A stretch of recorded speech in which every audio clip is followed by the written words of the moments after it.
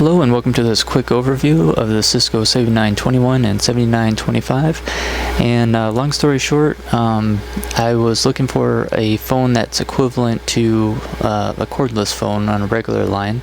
Now that my CCMP voice lab has expanded into my full-blown home environment to use on everyday uses, my wife likes, to keep things basic, and which gave me an excuse to do some shopping for phones, and I came across these two.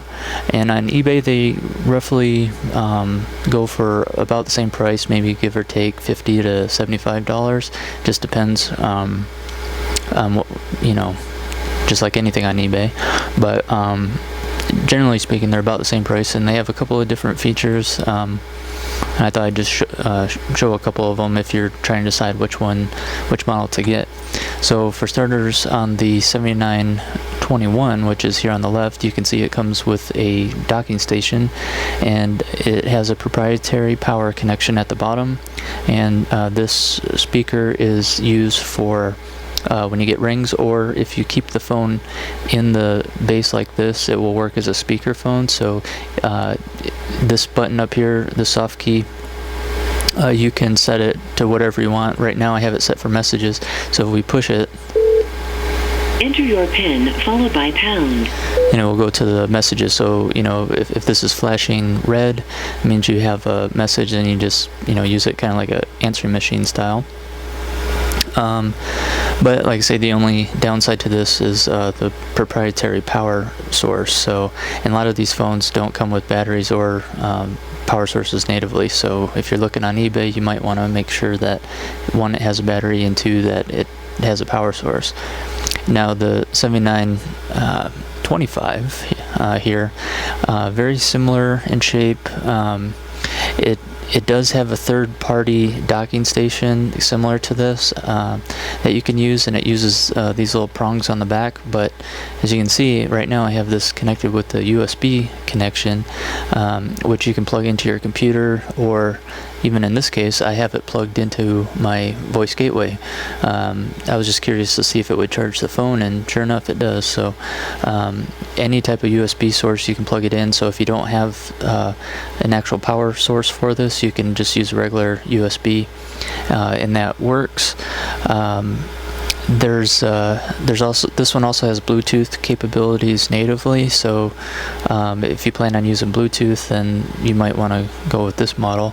As far as the cosmetic side of it, this one, as you can see, they're both obviously made out of plastic, but this one just seems a little bit more cheaper. It's not as dynamic. When you look at even the screen, it kind of around the edges, it kind of comes in. It's not flush. It kind of has I guess a circular shape, rounded shape to it. It also has the external antenna, and then of course the proprietary power source. Even though this one doesn't have Bluetooth, it does have a audio jack. So for example, like I have this headset here, and then an adapter for it, which you can get for very cheap. It's just it has one end that has the small connection. When you plug that in, if you can see here, it changes to, it gives you a little headset icon there, and then that plugs in like that, and then you can use a regular headset with this, and it works really well as far as the quality goes. And then a comparison on this one here, I'll disconnect the USB. So you can see on the sides, they made it a little more streamlined, and it just looks a little nicer, has a nicer finish. They removed the external antenna, and they made the buttons are a little better. They feel a little better anyway, and then they made it completely flush, so it makes it a little thinner at the top in particular. And then, like I say, with the the universal USB power instead of proprietary. That comes in handy. And then this also has an input for a wired headset connection. The battery life on these, I've been getting about 9 hours of talk time, and I haven't kept it on standby. I mean, I've had it a few days without using it, just keeping it off the charger, and it pretty much shows a full battery charge all the time. So I haven't seen how long the standby actually is, but it seems to be more than enough for what I need it for.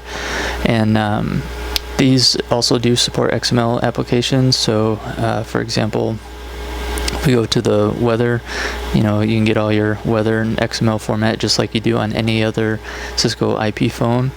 The phone quality or the audio quality on both of these are great. I can go anywhere around my house. I don't have any type of interference.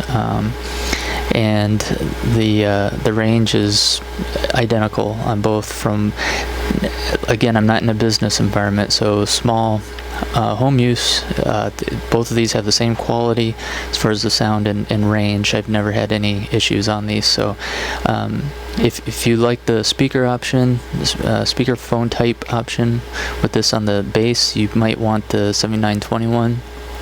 If you need Bluetooth, then this is your only option. But I also, like I say, when I bought this, it just came with a dead battery and just the phone. And even though I ordered a power supply, in the meantime, I've been able to plug the USB in and charge this, and now it works just fine. So